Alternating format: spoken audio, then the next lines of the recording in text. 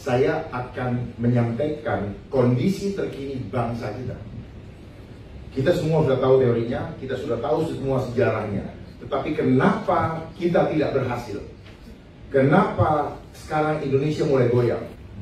Karena kita tidak tahu bahwa sekarang telah terjadi gerakan globalisasi yang akan menghancurkan bukan saja Indonesia tetapi seluruh dunia. Catat ini, seluruh dunia. Kenapa? Mereka bekerja secara terstruktur, sistematis dan masif. Kenapa struktur? Karena dia punya organisasi besar dengan sistem perekonomian yang dia kuasai di seluruh dunia. Kemudian kenapa sistematis? Karena mereka bergerak begitu halus, step by stepnya jelas, pelan-pelan, dan kita terhipnotis untuk ikut menerimanya. Kemudian masif, karena mereka semua bergerak di seluruh dunia, di dalam seluruh sendi kehidupan. Tidak ada yang lolos, termasuk handphone yang Bapak Ibu pegang sekarang. Ini adalah alat mereka untuk melakukan propaganda seluruh dunia dengan cara yang sistematis dan masif. Propaganda yang dilakukan adalah propaganda ketakutan. Itu berlangsung di seluruh dunia. Dan propaganda ketakutan adalah caranya iblis. Cara bekerjanya globalisasi ini sudah sejak dulu. Dan dia punya organisasi yang begitu kuat, bukan negara, non-state actor, dan begitu kuat. Dan kita masuk bagian itu. Itulah kelirunya. Makanya Bung Karno menentang hal-hal yang sudah ini. Saya tidak mau menyebutkan karena ini rawan buat saya. Dengan underball-nya bergerak secara masif, tujuannya cuma satu, totally control. Jadi globalisasi adalah sistem. Di atas globalisasi ada suprasistem. Sistemnya untuk apa? Untuk menyamakan sistem seluruh dunia. Dan mereka standarkan segala literatur, apapun yang kita pegang sekarang, sepanjang itu ngambil dari luar, itu adalah cara mereka memanipulasi kita punya konsep itu.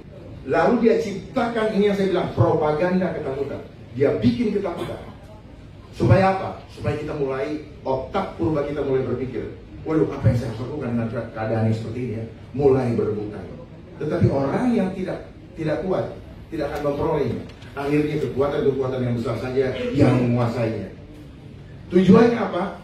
Kekuatan besar itu adalah bagian daripada mereka yang elit-elit global yang ingin menguasai dunia ini. Dan ujung-ujung daripada semua perjalanan ini apa? Kita akan Tadi globalisasi sistem, di atas globalisasi ada yang namanya suprasistem yang mereka tidak pernah munculkan. Cari di Google tidak akan dapat. Karena memang disembunyikan. Ini adalah rencana terakhir. Adalah apa? Life engineering.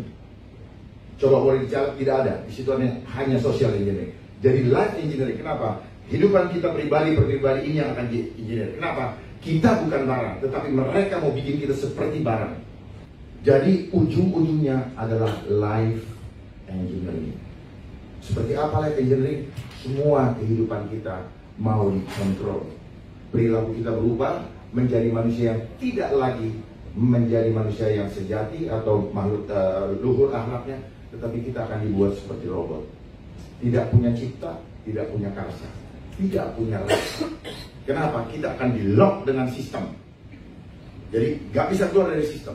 Nanti pedagang tradisional di pasar-pasar tidak akan lagi ketika uang kertas tidak berlaku lagi. Warung tegal, tukang rokok, semua pokoknya kalau nggak pakai sistem elektronik nggak bisa berdagang, dan itu akan terjadi. Dan prosesnya, bukan sudah terjadi, itulah prosesnya, itulah cara sistematis. Pertama kita dikasih gratis, Rp1 gratis 2 bulan. Setelah itu dia mulai ketika semua orang terpaksa pakai begini sekarang. Dan suatu saat ini akan dipasang chipnya di badan kita. Itu pasti. Pasti. Kalau yang bilang tidak pasti, kita dibohongin. Pasti. Ya, saya mengajak kita untuk melihat ke depan. Karena kalau kita melihat ke depan, kita tahu apa yang akan terjadi di sana. Kita bisa membuat langkah-langkah strategis untuk menghadapinya. Jangan kita dibawa dengan pemikiran barat. Jangan kita dibawa pemikiran timur. Kecanggihan teknologi yang ada hanya untuk membuat kita apa? kita pusat perhatian kita beralih, tetapi dia punya hidden agenda. Apa itu hidden agendanya? Mau memanipulasi mindset kita. Jadi pertama, propaganda ketakutan. Apa itu? Itu 9/11 itu propaganda. ISIS itu propaganda. Dan teroris yang ada di dunia juga propagandanya mereka. Dan mereka gunakan itu, dan ada yang dibayar. Di setting, ada yang memainkan. Maaf kalau nanti ada yang tidak setuju dengan kata saya, tetapi saya yakini betul itu. Ini desain semua. Tahun depan ekonomi akan jatuh. Itu cara menakut-nakuti manusia. Membuat kita berhitung matematika. Oh iya, kalau tahun depan jatuh berarti saya harus begini-begini. Saya panik, saya harus korupsi, saya harus segala macam. Itu yang mau diciptakan, betul nggak? Jadi programnya mereka, ya, satu yang globalisasi, terstruktur, itu strateginya, terstruktur, sistematis dan masif. Kemudian dia programnya adalah money, power, dan control population. Money, dia sudah kuasai sistem ekonomi dunia. Bursa efek apa semua pokoknya diatur. Nah, kurs-kurs kita itu diatur sama mereka. Aduh, kurang asam. Jadi kita diancam-ancam, lu gue mau turunin nggak 20.000, lu gue mau turunin nggak gitu. Nanti pemerintah kita dibikin takut, ngerti nggak? Duit lagi, kita jadi hutang lagi yang nggak rakyat. Untuk ganjil jangan lebih dari 14.000 misalnya. Ternyata semua disetting. Jadi di sini butuh pemimpin yang punya hati sungguh-sungguh untuk bangsa. Gampang banget saya dipimpin kalau kita punya pemimpin yang sungguh-sungguh dan tidak perlu takut kehilangan apapun juga. Jadi tadi programnya power, money, dan control. Money sudah didapatkan oleh mereka. Kita harus hati-hati. Makanya lihat kerusuhan yang ada di kita, yang rusuh dibiayai oleh dia, kita juga dibiayai oleh dia. Jadi semua konflik di dunia dia biayai dan dia biayai. Yang defense dia biayai, yang rusuh dia biayai. Orang perang dunia aja mereka biayai kok. Jadi semua dibiayai. Kita nggak usah marah. Ini ada yang main di belakang. Saya buka aja, ada yang main di belakang. Karena kalau nggak tahu itu saling curiga, enggak. Bukan orang Indonesia, tetapi dia gunakan orang-orang Indonesia yang mata duitan. Itu. Yang berikutnya, dia masif. Karena semua seni kehidupan dia jalan. Propaganda ketakutan, ISIS, terus terorisme di mana-mana, Taliban, itu propaganda mereka dan keluar dari mereka. Jadi kayak musang berbulu domba. Bahkan di negara kita juga sudah masuk ke sendi-sendi kebangsaan. Kalau saya dibuka di sini nanti besok saya disu. Karena saya dari itu, ya. Tetapi kalau satu persatu saya akan sampaikan. Ya. Keributan yang terjadi, yang sekarang ada dengan yang apa itu namanya di Kuningan, itu juga di belakangnya mereka. Dan semua yang ada kata K itu semuanya mereka. Dan itu malah justru bikin negara makin berhutang. Cuman kalau dibuka begini, mana ininya? Konsep-konsep yang mereka tawarkan juga semua dengan hitungan matematika. Supaya orang tidak perlu memikirkan Tuhan, tidak perlu untuk menjauhkan keimanan manusia dari kemahakuasaan Allah Subhanahu wa Ta'ala. Itu cara mereka. Ujung-ujungnya dari light engineering membuat kita mau dibawa ke konsep ateis.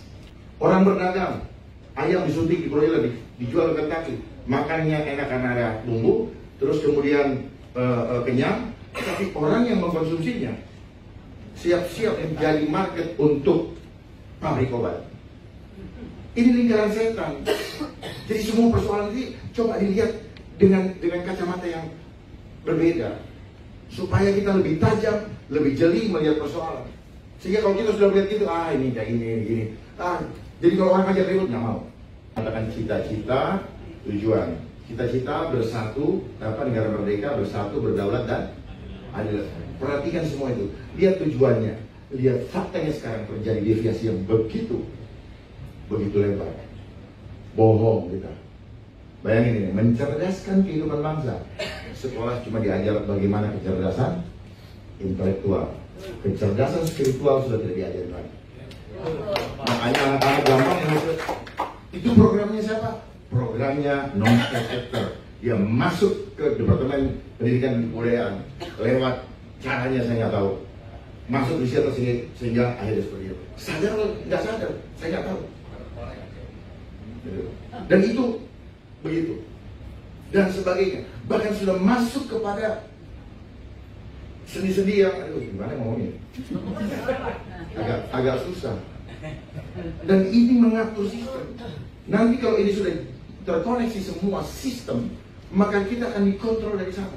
Dan untuk menyelenggarakan supaya sistem itu terkonek, kemudian nanti kita dipinjemin uang untuk menyelenggarakan agendanya. Setelah selesai, kita dikontrol, pinjaman jadi hutang. Hebat kan?